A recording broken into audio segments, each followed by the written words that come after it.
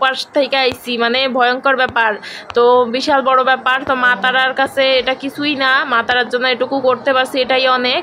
তো এই দেখো পূজা দিয়া বাইরে পড়ছি, আর আমার জীবনের প্রথম কিন্তু মা তারার কাছে পূজা দেওয়া। অনেক দিন ধরে ইচ্ছা ছিল মা তারার কাছে আসার, তো এটা কিন্তু ফাইনালি কমপ্লিট হয়ে গেল। মা তারার কাছে আসলাম, আর মা তারা চাইলে আমরা কিন্তু প্রতি মাসে কেন, প্রতি সপ্তাহে কেন, সব সময় কিন্তু আসতে পারি।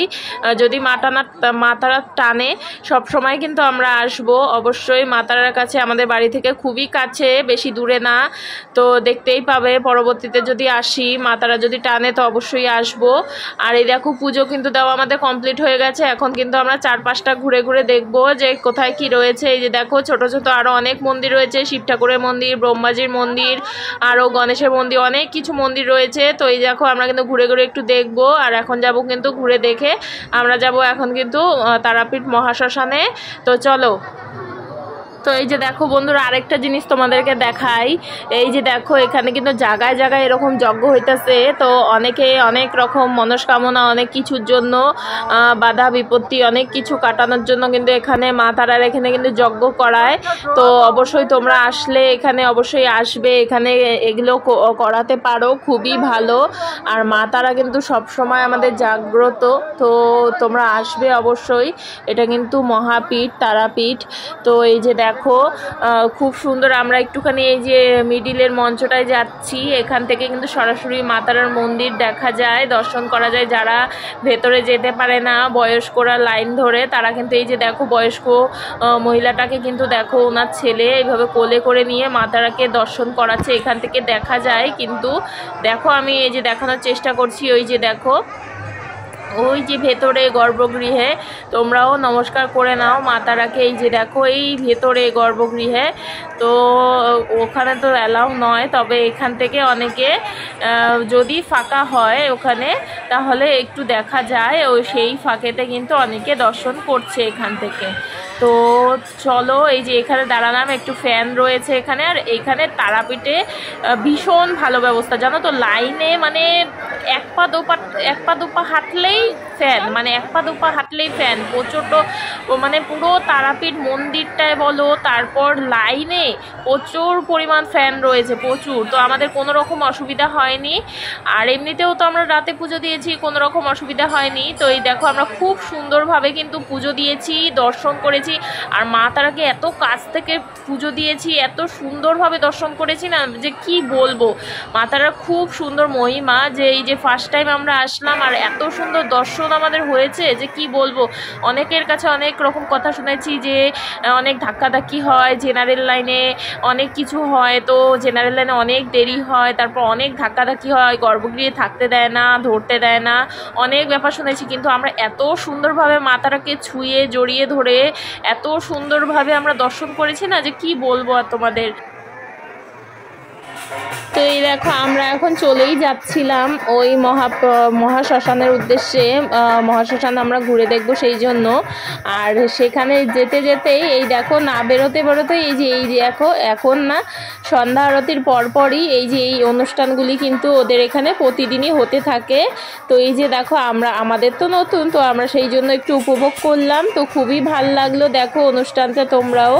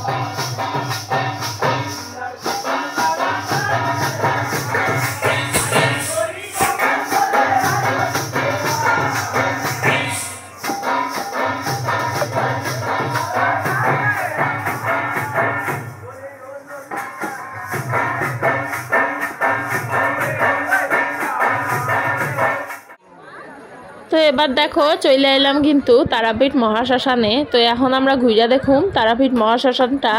তো চলো তোমাদের সঙ্গেও শেয়ার করতেছি। আর চারোদিকে কিন্তু এই মহাশ্মশানে কোনো রকম লাইট নাই, শুধু মোমের আলো, প্রদীপের আলো, এগুলো দিয়েই কিন্তু চারোদিক মহাশ্মশানটা কিন্তু আলোকিত। তো চলো তোমাদের সঙ্গেও সেটা শেয়ার করতেছি।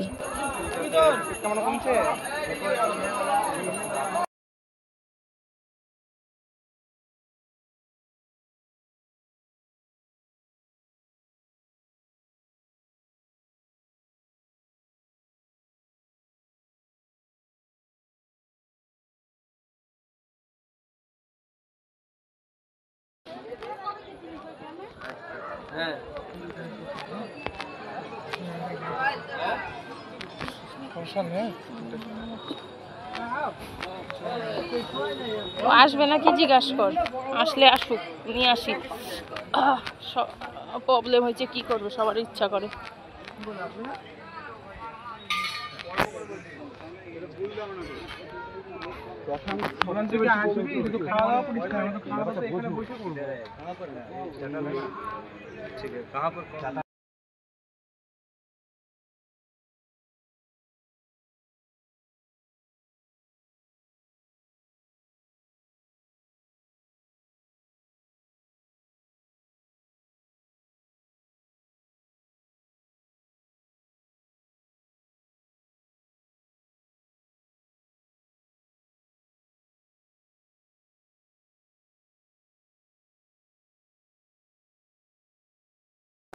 ভিতরে যাওয়া যায়?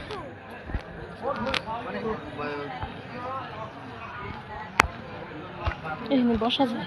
কি করে বসে কি কথা বন্ধ করে দিচ্ছে? কি কথা বলি? এখন কি কথা বলে বসে?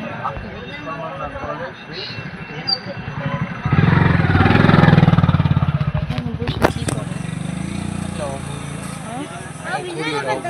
কি করে বসে? ভুট্টা না, আগের আসলে এত বড় বড় যজ্ঞ হচ্ছিল, লোকজন ভুট্টা যাচ্ছিল। দেখো যত ভিতরে যাইতাছি অত কিন্তু গাটা কিন্তু ঝমঝম করতেছে।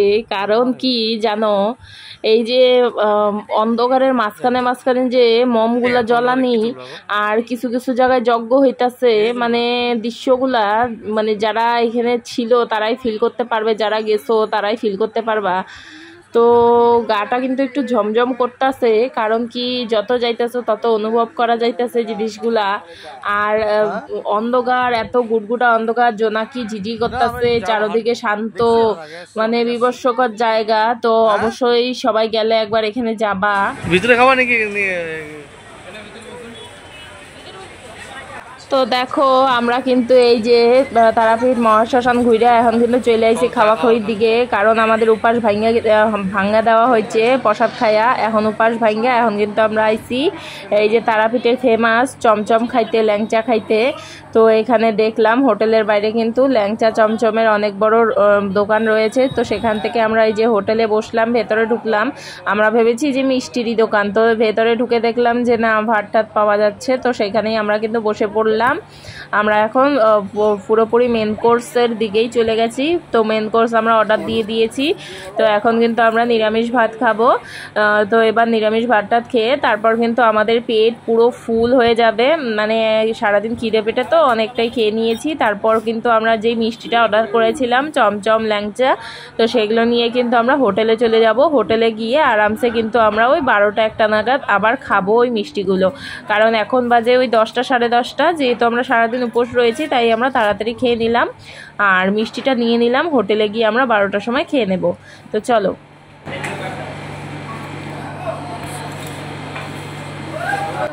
তো এই যে দেখো অর্ডার দিয়ে কিন্তু আমরা বসে রয়েছি যে কতক্ষণে আইব খাবারটা। কিন্তু আমাদের পেট কিন্তু এখন চুচু করতেছে, যেহেতু খাওয়ার টেবিলে বসে গেছি। সারাদিন উপাস, আর উপাস কিন্তু ভাঙ্গা ফেলাইছি ঠাকুরের প্রসাদ খাইয়া। তো সেই জন্য কিন্তু আরও খিদাটা বেশি করে লাগতেছে আমগো। তো চলো কতক্ষণে আসে। আর আমাদের খাওয়াটা দেখো তাড়াতাড়ি কিন্তু চলে আইছে।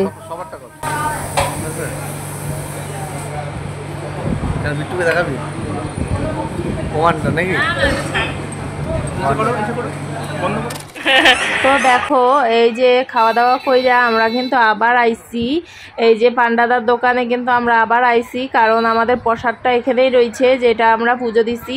তো আমরা ঘোরার জন্য কিন্তু এখানেই দোকানে প্রসাদটা রেখে গেছিলাম, তো এখন নিতে আইছি। আর পান্ডা দাদা আমাদের বলতাছে এখন যে চলো তোমরা তো ফটোই তুলো নাই, তো চলো তোমাদের নিয়ে যায় ফটো তুলাই নিয়ে আসি মন্দিরের থেকে আরেকবার। তো সেই জন্যই আমরা চলো এখন যাইতাছি মন্দিরের ভিতরে।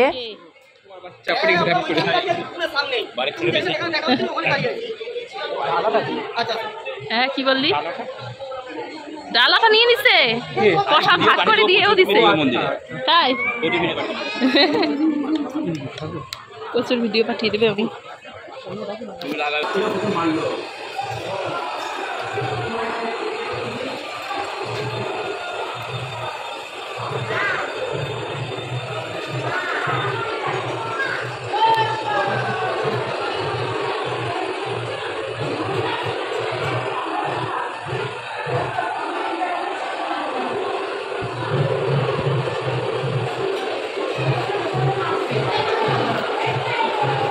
দাদা আপনি একটু বলে দিন আপনার ফোন কন্ট্যাক্ট নাম্বার, আসলে কি করে বলুন দাদা।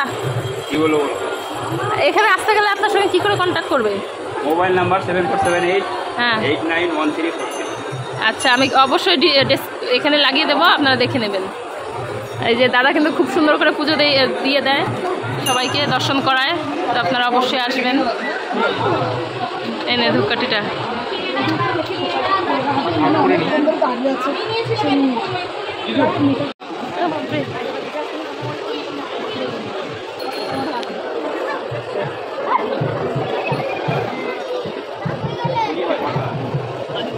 না না।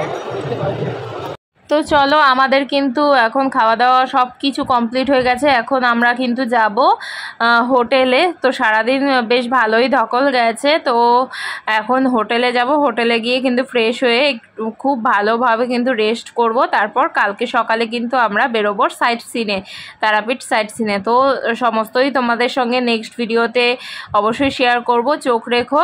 তো চলো আজকের ভিডিওটা এখানেই শেষ করছি, বাই। এই যে আমরা পেট মোটা করে নিয়ে যাচ্ছি।